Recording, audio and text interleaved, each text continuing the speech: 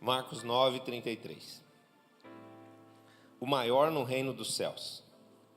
Tendo eles partido para Cafarnaum, estando ele em casa, interrogou os discípulos: de que é que discorríeis pelo caminho? Mas eles guardaram silêncio, porque pelo caminho haviam discutido entre si sobre quem era o maior. E ele, assentando-se, chamou os 12 e lhes disse: se alguém quer ser o primeiro, será o último e servo de todos. Trazendo uma criança, colocou-a no meio deles e, tomando-a nos braços, disse-lhes: qualquer que receber uma criança tal como esta em meu nome, a mim me recebe. E qualquer que a mim me receber, não recebe a mim, mas ao que me enviou. Pai, nós queremos consagrar a Ti o momento de ministração da Tua palavra, pedindo, Pai, que o Senhor faça com que toda a igreja tenha o seu entendimento aberto, para que recebamos essa palavra de forma revelada, de forma ungida, no nosso espírito, e ela possa produzir, Senhor, sem que ninguém possa impedir, tudo quanto o Senhor deseja que se cumpra em nós. Não só a essência, o caráter de Cristo se forme em nós, mas também as Tuas bênçãos, meu Deus, venham alcançar as vidas, as famílias, venham edificar a Tua igreja e venham glorificar o nome santo de Jesus. Oramos pedindo que os céus sejam rasgados, abertos neste lugar, e que suba e que flua diante do Senhor a nossa adoração, o nosso amor, a nossa gratidão, o nosso louvor, mas que desça também a chuva serôdia, a chuva temporã, que é a Tua bênção, Pai, de sabedoria, de conhecimento, de entendimento, de revelação e de unção, para que a vida da igreja seja edificada conforme a Tua palavra, conforme a Tua promessa, em nome de Jesus, amém. Jesus estava chegando na cidade onde ele morava, Cafarnaum, uma cidade muito próspera, uma cidade portuária em Israel, e por ser um lugar de comércio, por ser um lugar onde muita riqueza passava, era uma cidade talvez regida por um governo espiritual de soberba, de vaidade. E existem até algumas exortações contra Cafarnaum por causa da sua dureza de coração, por causa da sua incredulidade, da sua vaidade. E eu acho que os discípulos estavam meio sob efeito dessa regência espiritual ali, porque quando eles estavam chegando em Cafarnaum, eles começaram a discorrer sobre quem era o maior entre eles. E Jesus não só deve ter ouvido, como Jesus também sabia claramente, e sabe até hoje, o que passa no nosso coração. Então, quando eles chegaram em casa, Jesus tomou essa atitude deles, essa conversa deles, como motivação para gerar um ensino, para ministrar o coração deles. E disse: do que é que vocês estavam falando mesmo, quando vocês estavam andando aí? E eles ficaram, no primeiro momento, já constrangidos de dizer sobre o que eles estavam falando, tanto é que a Bíblia diz que eles guardaram silêncio, porque eles estavam discutindo, na verdade, sobre quem era o maior. Eu acho que um dizia: não, eu sou o maior porque eu sou da tribo de Levi. Não, mas eu sou o maior porque Jesus gosta mais de mim. E começou então entre eles uma discussão e uma disputa para ver quem era o maior. E Jesus então chega em casa, traz esse assunto à baila novamente, e ele começa a fazer disso um ensino para os 12. Isso aqui, queridos, é algo que nos dias de hoje é muito importante que nós tenhamos consciência disso, que nós entendamos isso, de como existe no coração do homem um desejo por poder, um desejo por ser reconhecido, por ser visto como maior. Isso é uma síndrome, isso é uma influência maligna que vem lá do Éden.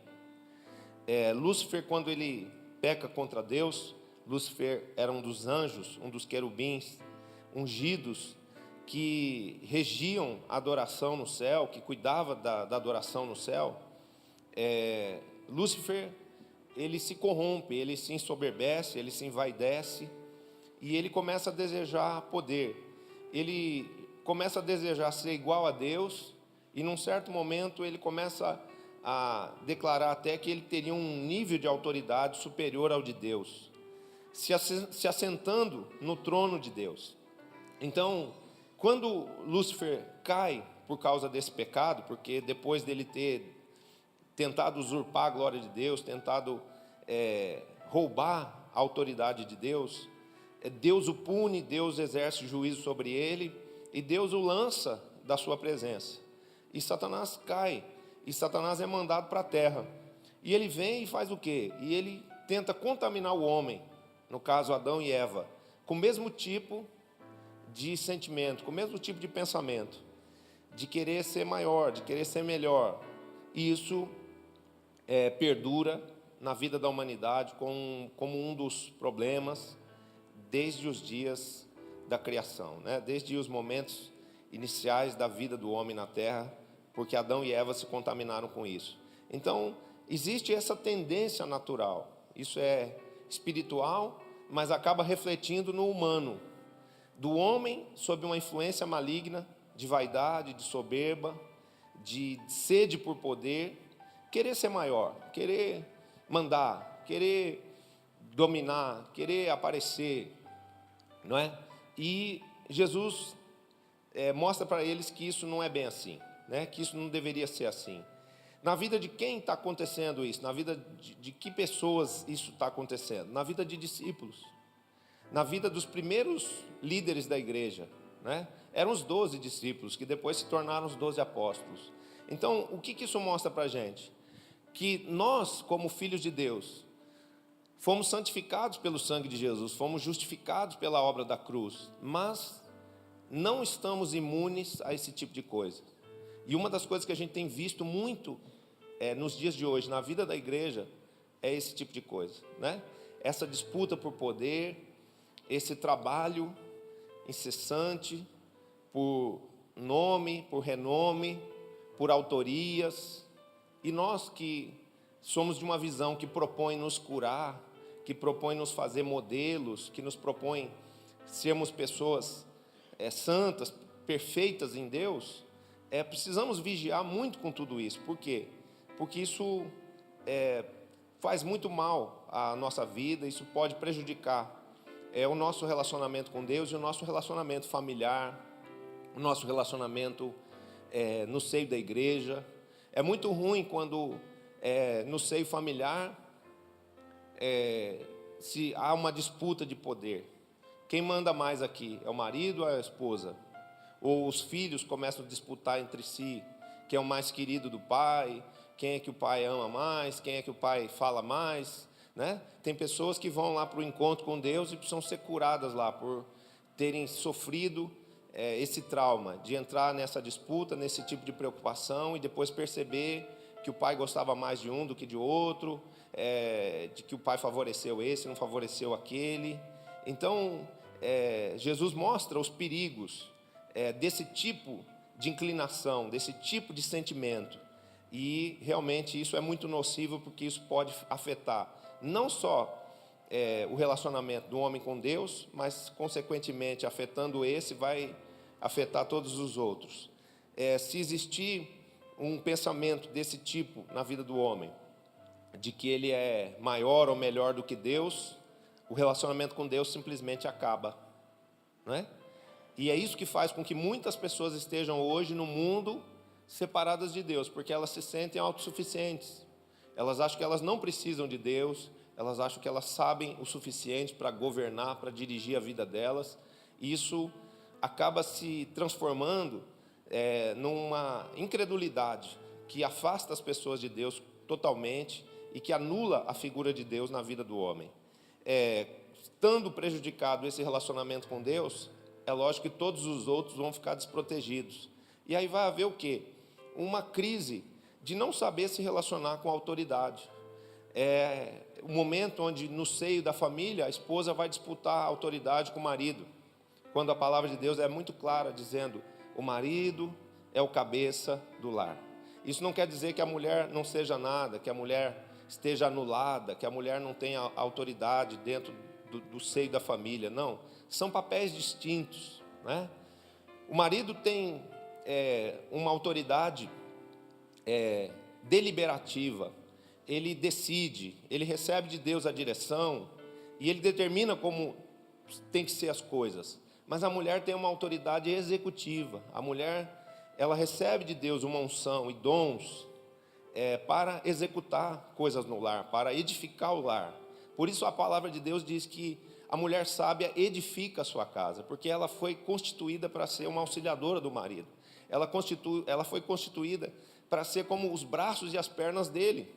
Ele é a cabeça, mas ela é os braços e as pernas. Então, isso representa o quê? Que esse casal estando junto, que esse casal respeitando mutuamente as funções um do outro, segundo a visão de Deus, esse casal vai conquistar tremendamente, esse casal vai ser muito feliz, e esse casal não encontrará limites para aquilo que eles quiserem fazer. Quando um marido e uma esposa estão unidos nesse propósito, de edificar um lar, de edificar uma casa, tudo que eles pedirem a Deus, tudo que eles fizerem, respeitando a função do outro, a autoridade do outro, Deus vai respaldar, Deus vai conceder a bênção, vão conquistar tudo, vão conquistar autoridade, vão conquistar bens, vão criar filhos que vão ser importantes na sociedade, vão cumprir todo o propósito de Deus, que é serem uma família de referência, uma célula saudável da sociedade, não é?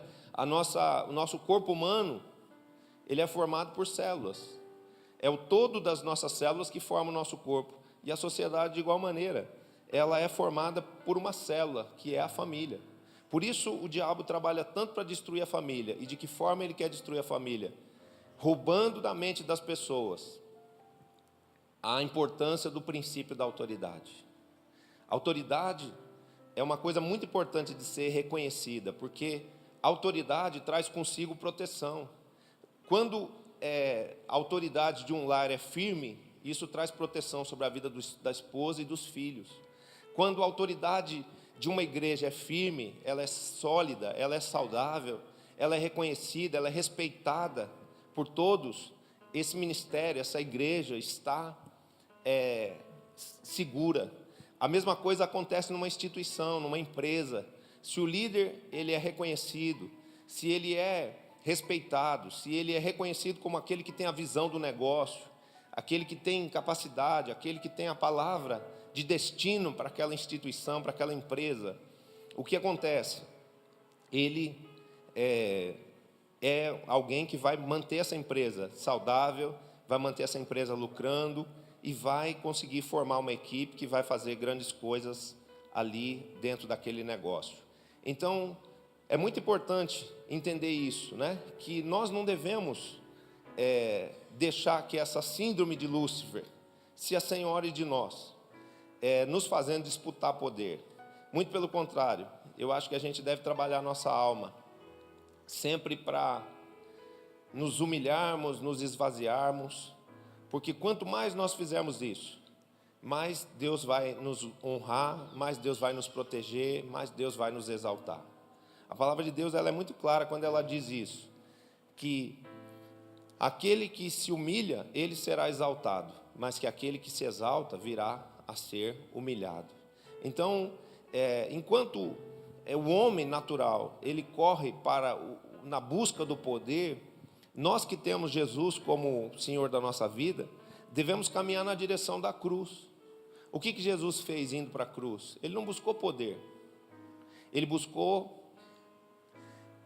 se humilhar, ele buscou o perdão de Deus para todos os homens, ele buscou servir, e servir no mais alto nível, no mais alto estilo, onde ele serviu em favor de toda a humanidade a sua própria vida naquela cruz, né? Ele se colocou na brecha por nós, ele se ofereceu em sacrifício para que nós pudéssemos ser perdoados, para que nós pudéssemos ter paz.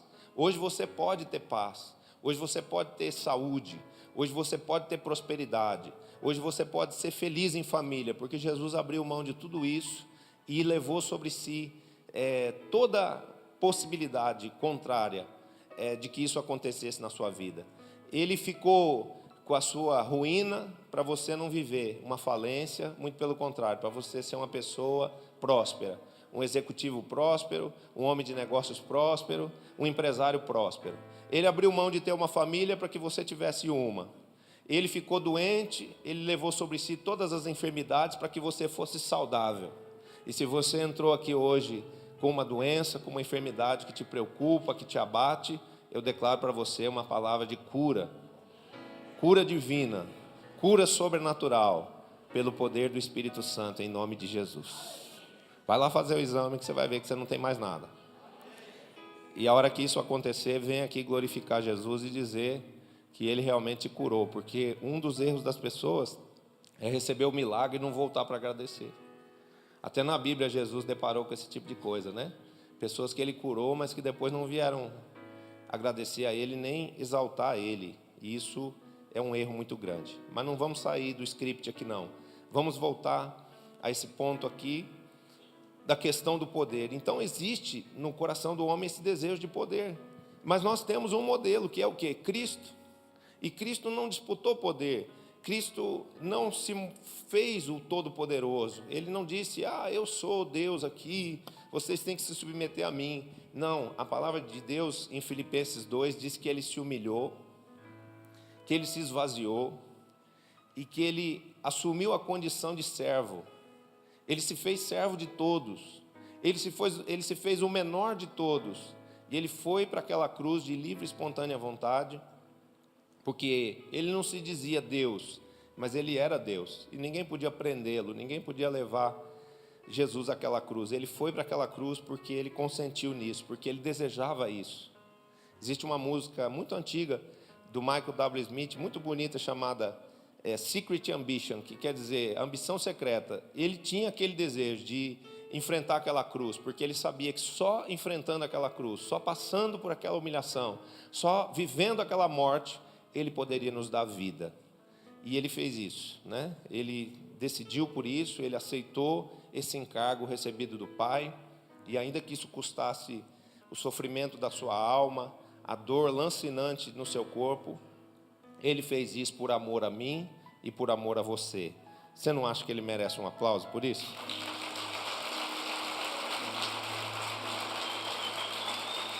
Obrigado, Senhor, pelo teu sacrifício. Então, o exemplo que ficou para nós foi esse, de que ao invés de nós queremos ser o maior ou o melhor, em vez de darmos lugar à nossa alma, que quer elogios, que quer aparecer, que quer ser o autor das ideias, que quer dizer, eu faço melhor do que todo mundo. Não, a gente deve se humilhar, a gente deve se despojar dessa vanglória, dessa vaidade, porque aquilo que somos e aquilo que fazemos, por ter algum valor, no tempo certo vai ser exaltado. Ninguém precisa querer aparecer, sabe por quê? Porque o que é bom, no tempo certo aparece, no tempo certo Deus exalta, no tempo certo Deus mostra quem tem boas ideias, no tempo certo Deus mostra quem trabalha de verdade. Sabe por quê? Porque Deus é justo. Então você não precisa viver lutando pelas coisas, brigando pelas coisas, querendo se manter na sua posição. Às vezes as pessoas ficam num ambiente de trabalho perturbadas, porque elas querem conquistar a simpatia do seu patrão, do seu líder, e elas querem de todas as maneiras afirmar a sua posição, o que elas são, o que elas fazem, o cargo que têm.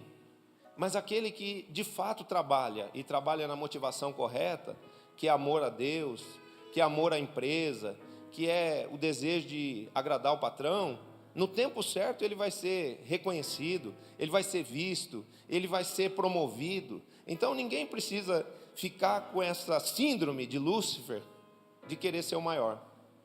Porque muitas vezes uma das brechas para as pessoas agirem dessa forma é um princípio de insegurança, elas não saberem exatamente quem elas são.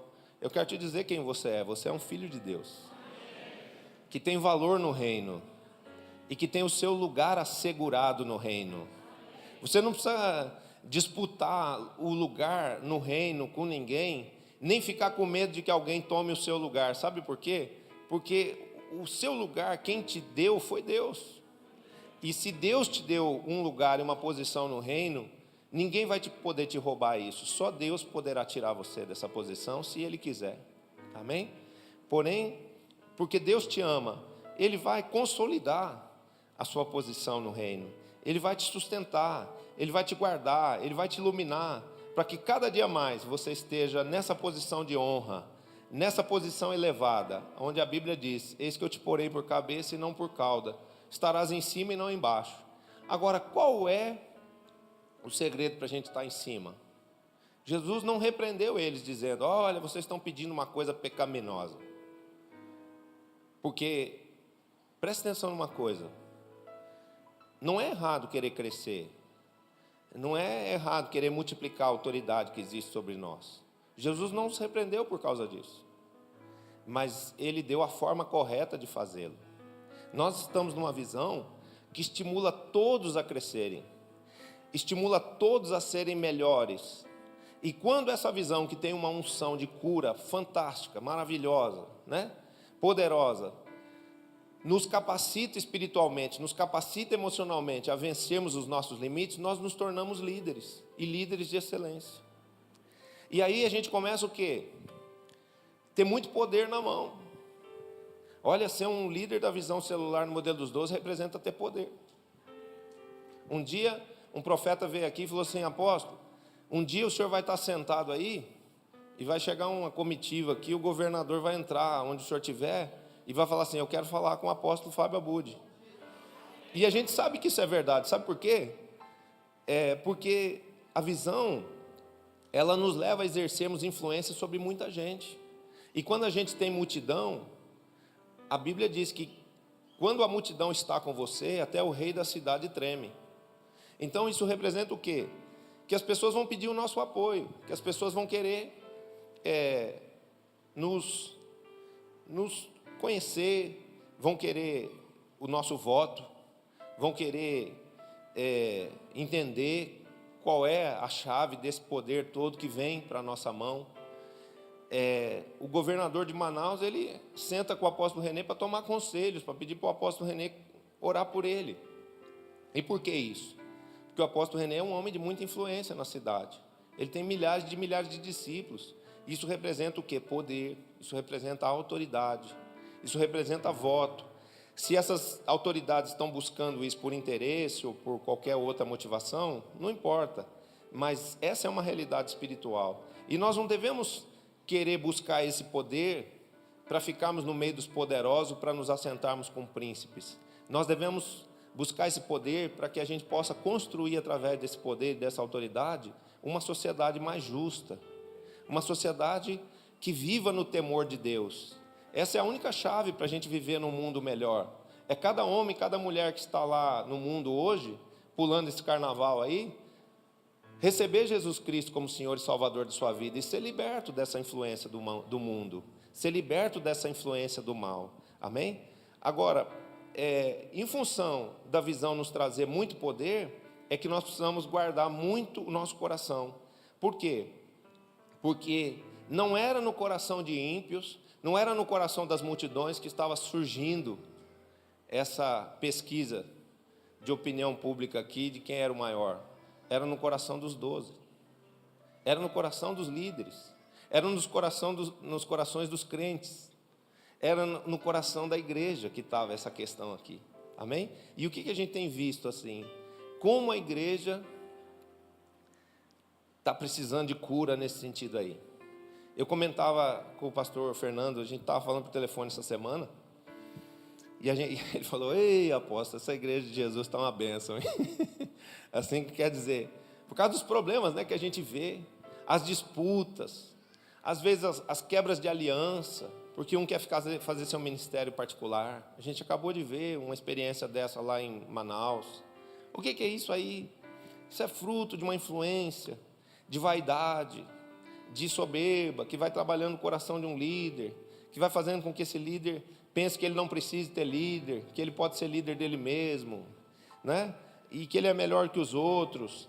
Eu sou um 12 tão bom que eu sou melhor que os outros 12. Então eu vou sair e vou fazer o meu próprio ministério. E isso é muito triste. A gente vê que às vezes a disputa, a contenda, a luta por poder acontece dentro da própria igreja.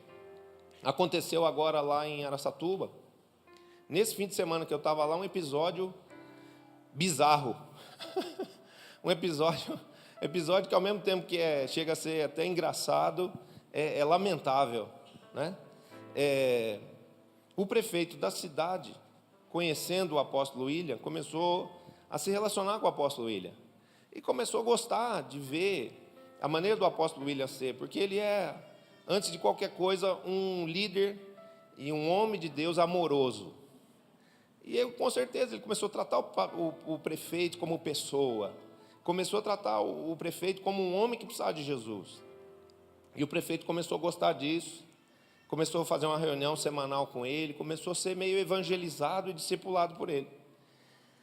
E aí ele disse assim: William, eu estou impressionado com o crescimento da sua igreja, com tudo que você está fazendo aí. O trabalho de vocês é muito bom. Eu quero uma oportunidade onde esteja reunido todo o seu rebanho, que eu quero entregar a chave da cidade para você. Aí, tudo bem, foi marcada essa data, era um fruto fiel, e o prefeito da cidade foi lá para entregar a chave da cidade. O que aconteceu? O prefeito foi lá e entregou a chave da cidade.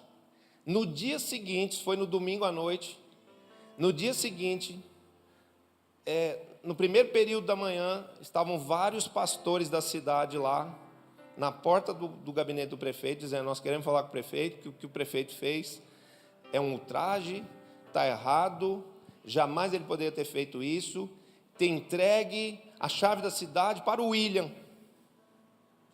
Ele tinha que ter entregue para nós, ele tinha que ter entregue para todos os pastores, não para um pastor. E aí disseram para o prefeito: se o senhor não revogar isso,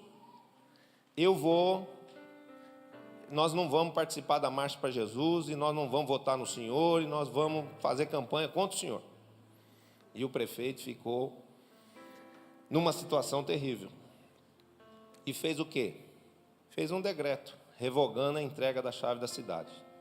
E depois fez uma outra reunião, entregando a chave da cidade para todos os outros pastores lá. O que é a visão de reino? Quando existe unidade entre os ministérios, entre as igrejas, entregou para um, entregou para todos. Mas como entre eles não existe isso, eles não sabem o que é isso, é como se o prefeito tivesse que fazer várias chavinhas da cidade, cada uma com o nome de cada um dos pastores e cada uma das igrejas, e entregar uma para cada um. Por quê? Porque existe uma disputa por poder. As pessoas não estão trabalhando pelo reino de Deus, dizendo: em vez de ser o rei Momo que está recebendo a chave da cidade, quem está recebendo a chave da cidade é um cristão, é um sacerdote, é um pastor, é um evangélico, se a gente quer falar assim, que eu detesto esse termo. Mas eles não entenderam dessa forma e foram lá brigar. Isso deu, queridos, um bafafá, aquela chuva na internet, aquela chuva no Facebook, né? Aquela chuva de elogios que você já imagina, né? E os discípulos ficaram muito revoltados com isso. Aí começa aquele falatório, aquela guerra espiritual. E quem se alega com isso? Com essa desunião, com essa disputa por poder? O inimigo. Então, nós que fomos chamados para sermos líderes e para trabalharmos em equipe, você e Deus uma equipe, você e a sua esposa, você e a sua família uma equipe, você e os seus amigos 12 uma equipe, você e seus discípulos uma equipe, né? Você e seus colegas de trabalho uma equipe.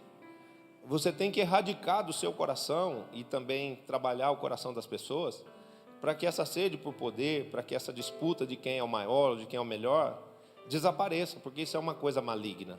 Isso tem que ser repreendido com oração, isso tem que ser trabalhado, ministrando a mente e o coração das pessoas para que elas deixem isso de lado. Foi o que Jesus fez, chamou os seus 12 e falou: gente, isso aí que vocês estão discutindo não é bom.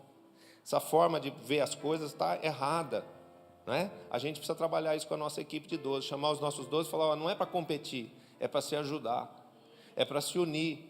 Porque quanto mais a gente trabalhar junto, quanto mais a gente estiver em harmonia, em unidade, maior vai ser a nossa conquista.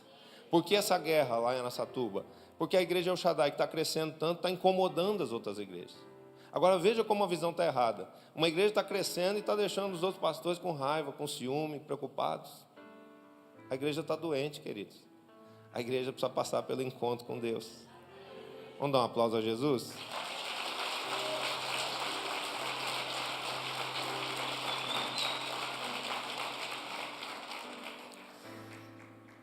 E Jesus fez o quê? Ele os repreendeu por quererem poder? Não. Ele só disse a forma correta de fazerem isso. O que ele disse? E ele, assentando-se, chamou os 12 e lhes disse: se alguém quer ser o primeiro, será o último e servo de todos. Preste atenção que Jesus não os repreende por quererem crescer em autoridade ou por quererem ser grandes no reino de Deus. Mas ele diz, o reino de Deus tem uma mentalidade diferente da desse mundo. Nesse mundo, quem é o maior? O que é mais forte, o que é mais persuasivo, o que grita mais alto, o que dá o tapa mais aterrador na mesa. É esse o conceito de força, de poder, de autoridade no mundo. O que é mais sagaz e passa a perna em todo mundo. No mundo é esse tipo de conceito que valoriza a autoridade ou poder. Mas no reino de Deus é o inverso. O reino de Deus é um reino de inverso, né? Quem quiser receber, precisa dar. Quem quiser ganhar a vida, precisa morrer, né? E aqui nesse caso, quem quiser ser o maior, tem que ser o menor, né? Quem quiser ter mais autoridade, deve ser esse o que vai servir a todos.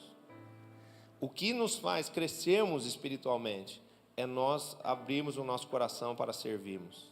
É nós pedimos a Deus esse dom tão precioso, essa virtude de Cristo tão maravilhosa, que é a humildade, e a gente se colocar como servo. A gente não querer ser o maior, o autor, o bonitão lá que está lá na frente aparecendo, a mulher cheia de carismas e dons que persuade todo mundo, que lá envolve todo mundo com a sua graça, com a sua simpatia. Não. O que nos traz realmente a autoridade espiritual é servirmos. Isso nos ajuda a termos o respaldo de Deus. Preste atenção, num lar, o marido, ele vai ganhar o respeito da sua esposa, dos seus filhos, não é gritando, não é reafirmando a sua posição de autoridade, dizendo, escuta aqui, quem manda aqui sou eu. Não, não é assim. Ele vai ser reconhecido, ele vai ser respeitado, ele vai ser valorizado como marido, quando ele entender o seu papel, que é o de amar e de proteger. Quando ele entender o seu papel, que é o de servir a sua família.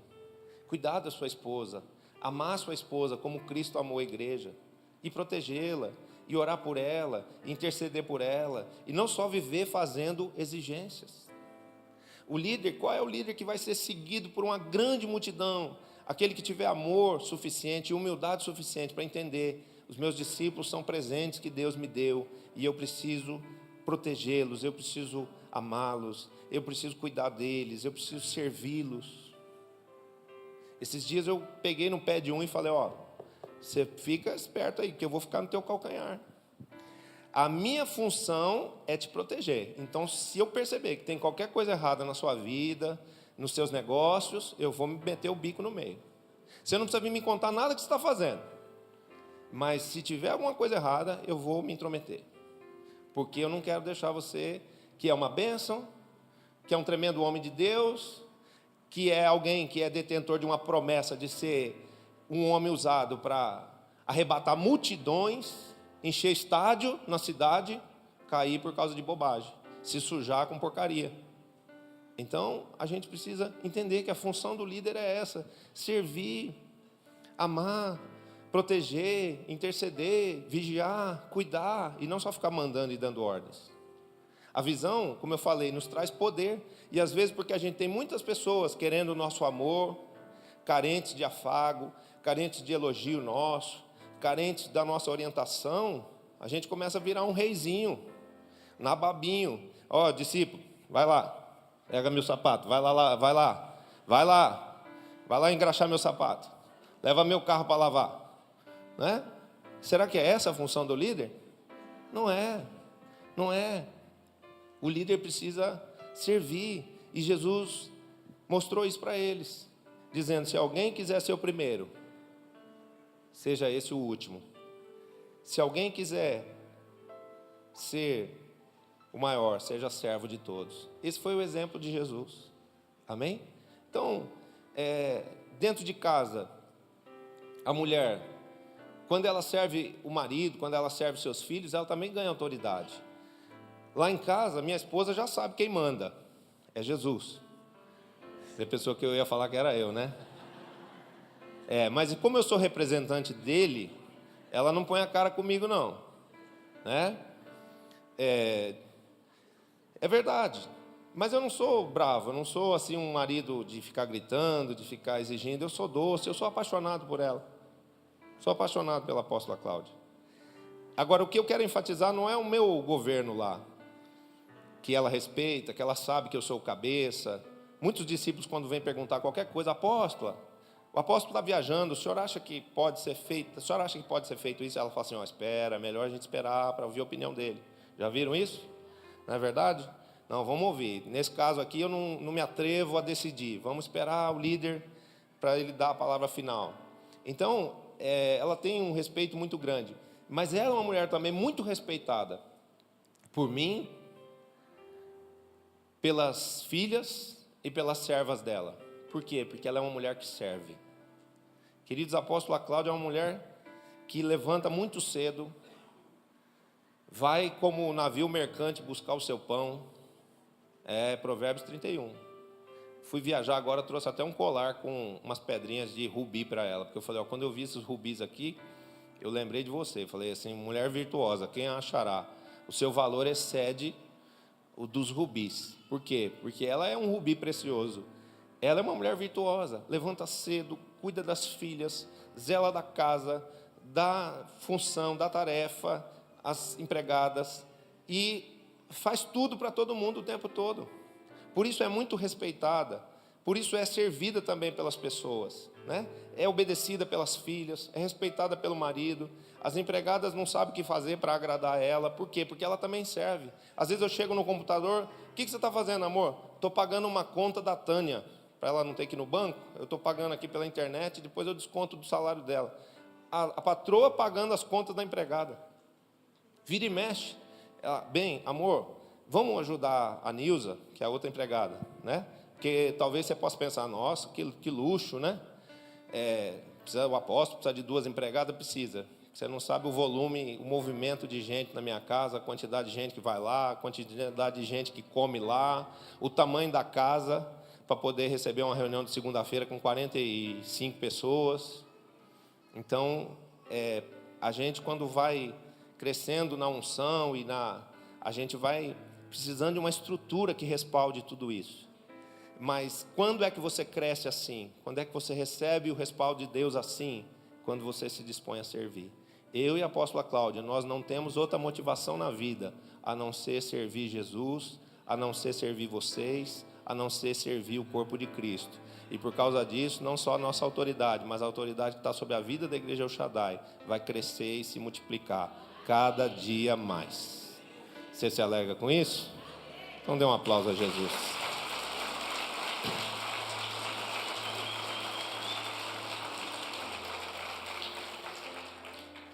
Estou falando que eu sou perfeito? Não. Estou falando que a apóstola Cláudia é perfeita? Não. Em muitas coisas somos falhos, estamos no mesmo processo que você, precisando melhorar, se arrepender, se converter em muita coisa.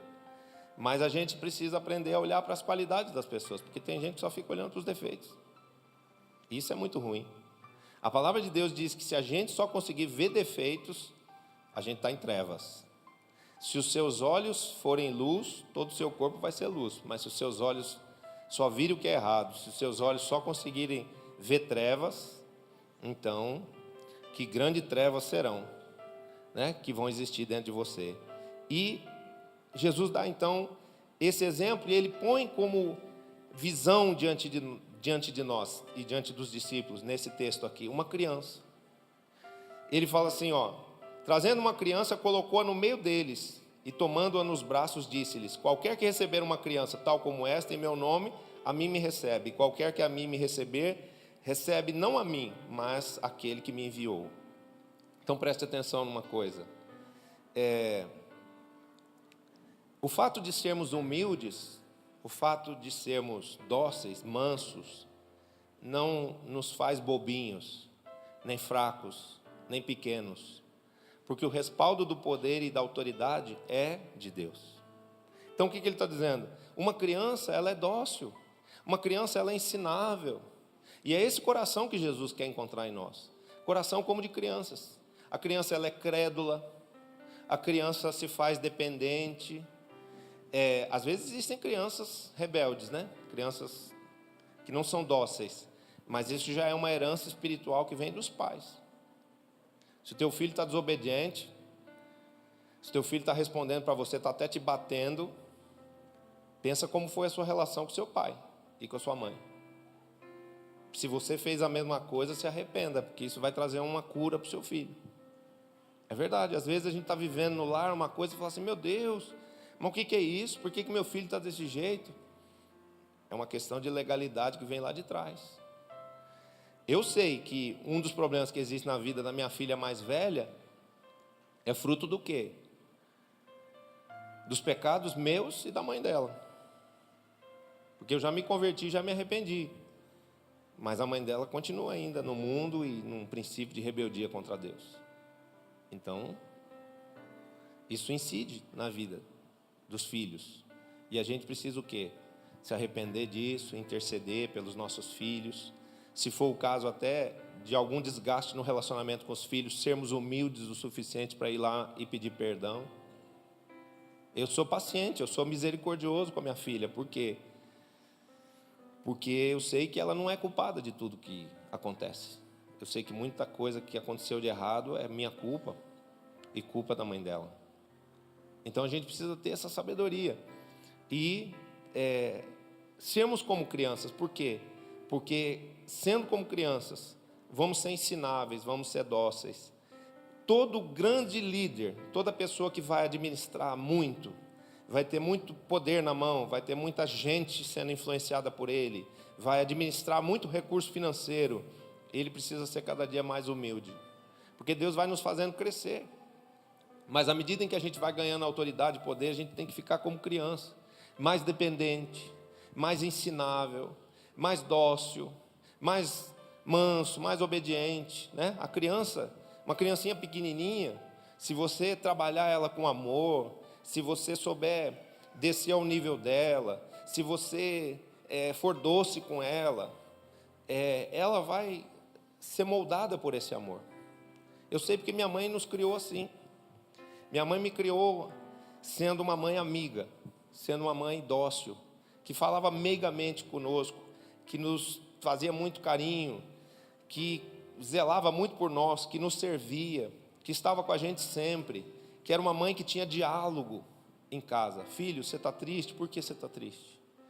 Filho, aconteceu tal problema na escola? Por que aconteceu esse problema? Vem cá, a mamãe está aqui para te ajudar, vamos conversar. E a gente precisa aprender isso. A gente precisa fazer isso. Mesmo que a gente não tenha recebido isso dos pais, Deus nos capacita. Porque às vezes a gente fica naquele disquinho, né? Naquele CDzinho que não roda, que não muda, né? Que não troca. Que é aquela história, não, mas meu pai não me deu isso, meu pai não me deu, fez assim, minha mãe não me amou, minha mãe não me deu carinho. Tudo bem, mas Jesus te deu tudo isso. E em Jesus você pode fazer com seu filho aquilo que seu pai não fez com você. Você consegue compreender? Então assim, renuncie ao passado e lance mão de uma capacidade de amar que vem de Deus. Lance mão de uma capacidade de ser submisso, de ser obediente, de ser discípulo, que vem de Deus. Por quê? Porque Jesus era o Filho de Deus. Ele era Deus na terra, mas em nenhum momento ele se fez Deus. Ele se fez servo, ele se fez homem, ele se fez humilde, não chamando a glória para si.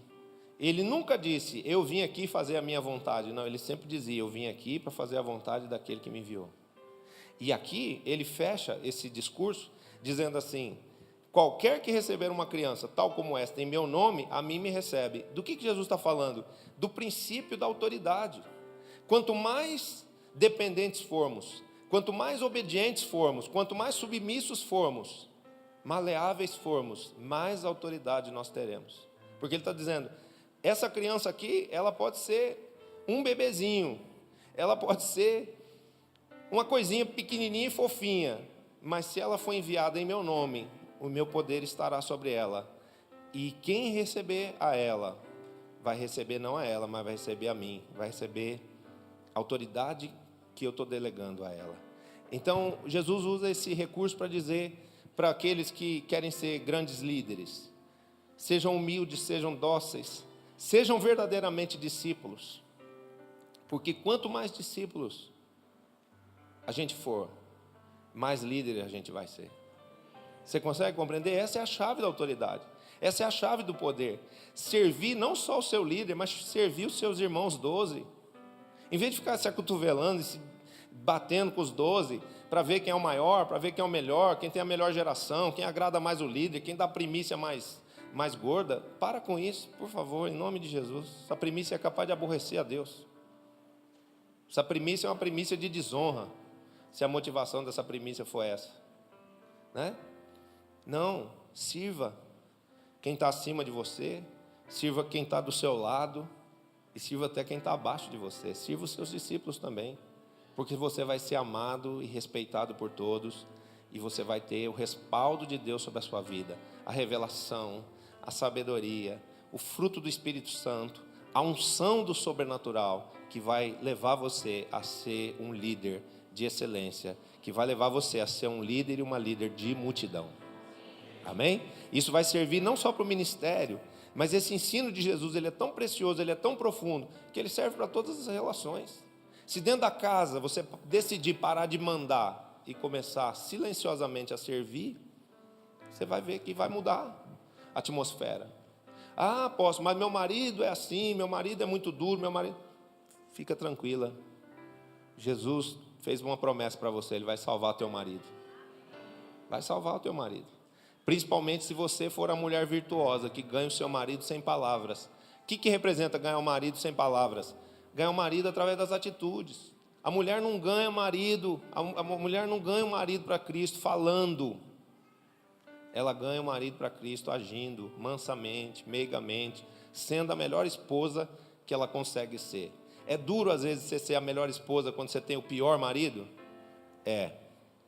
Mas Jesus nos capacita. Amém?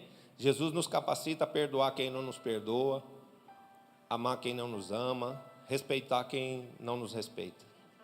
Aí é que está o teu diferencial. É nisso que está a tua vitória. Em você buscar forças em Deus para fazer aquilo que a mente natural não te pede para fazer. Porque o que a mente natural pede para a gente fazer? O que o coração pede para a gente fazer? Brigar, pagar na mesma moeda, pagar mal por mal, não é? Humilhar as pessoas, agredir com palavras ou até fisicamente. Mas Deus fala para a gente fazer diferente. Ele diz, ama os teus inimigos, oferece a outra face, se anula, se humilha, porque quem se humilha no tempo certo vai ser exaltado. Vamos dar um aplauso a Jesus?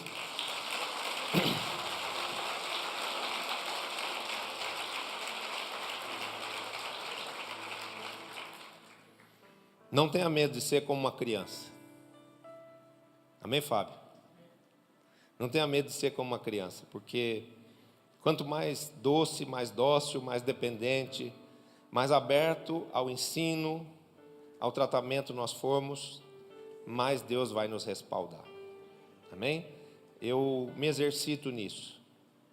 eu me exercito nas tarefas menores. Minha sogra estava lá, reformando a escola dela. E os empregados que estavam lá disseram: gente, vocês viram quem está aí? Com a enxada na mão, fazendo o jardim? O apóstolo. O apóstolo Fábio veio aqui, pegou a enxada, estava fazendo o jardim da casa. Ficou agachado aí um dia inteiro fazendo o jardim da casa. Lógico, eu amo a minha sogra. Tem gente que odeia a sogra, mas eu amo a minha. Essa maldição de odiar a sogra, Jesus já quebrou, viu, querido? Ele quebrou essa maldição quando ele curou a sogra de Pedro. E depois disseram que foi por isso que Pedro traiu ele, porque ele curou a sogra.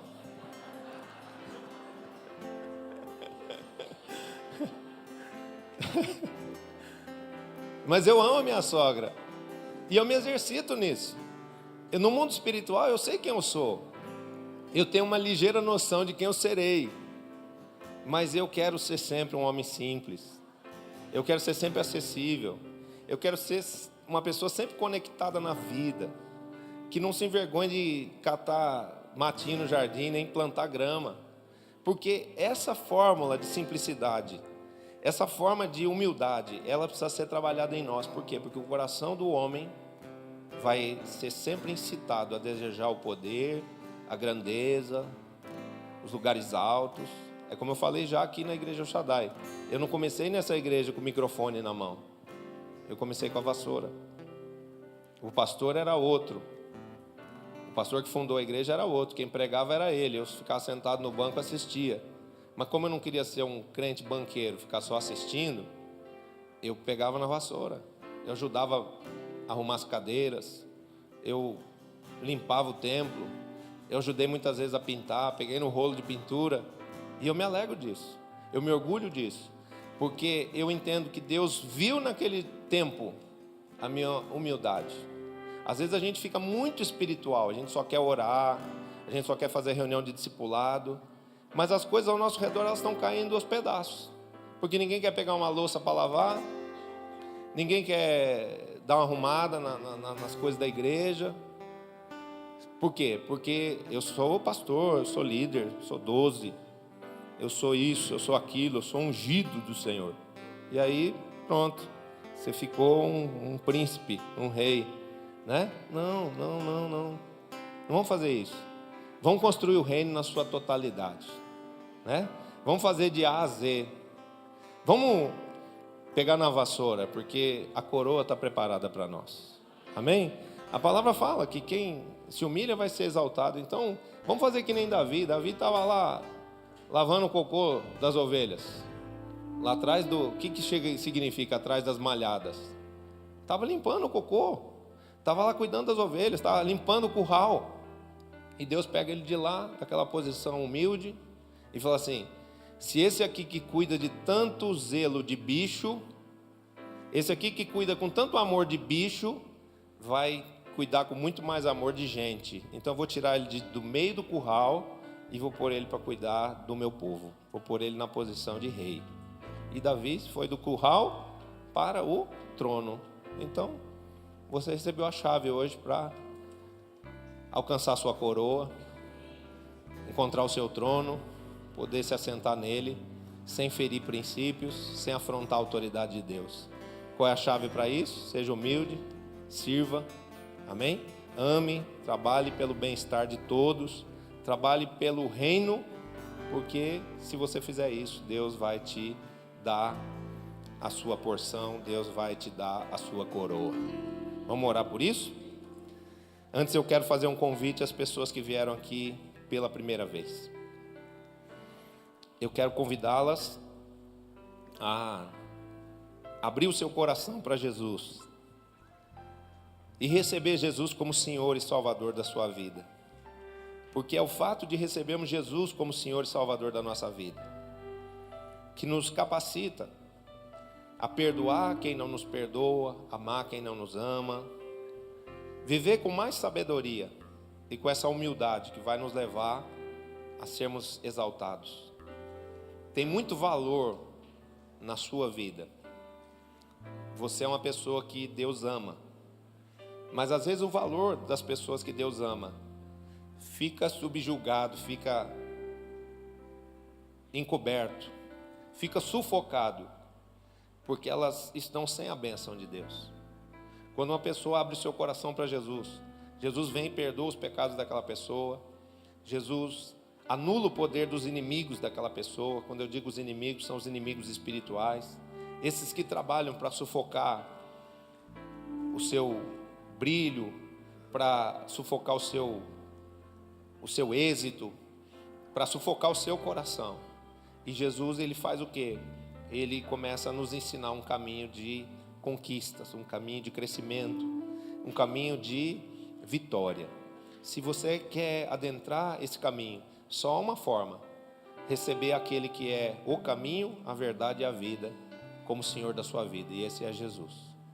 Quando Jesus entra na nossa vida, Ele nos capacita a amar, a sonhar, a realizar, a conquistar, e Ele impede que os inimigos da nossa vida, da nossa alma, eles venham destruir os nossos sonhos, eles venham roubar a nossa posição no reino.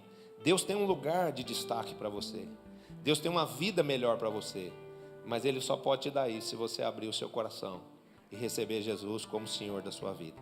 Se você quiser fazer isso nessa hora, feche seus olhos e ore assim comigo. Diga: Senhor Jesus, eu quero nesse dia reconhecer diante de Ti que preciso do Teu perdão, porque eu sou homem falho, mas o Senhor é Deus santo, e eu quero que a Tua santidade se manifeste na minha vida, através do meu espírito. Por isso eu te peço perdão, Senhor Jesus, por todos os meus pecados, e eu abro para Ti o meu coração, Te recebendo nessa manhã como único Senhor e Salvador da minha vida. Me capacita, Senhor, a ser diante de Ti verdadeiramente um filho de Deus, um servo do Senhor. Me dá, Senhor, a condição de, a partir de hoje, viver uma nova vida em Cristo, ser uma nova criatura diante de Ti, e ser livre do mundo, da morte e do mal, em nome de Jesus. Para isso eu te declaro que te faço hoje, Senhor Jesus Cristo, o único Senhor e Salvador da minha vida, em nome de Jesus. Amém.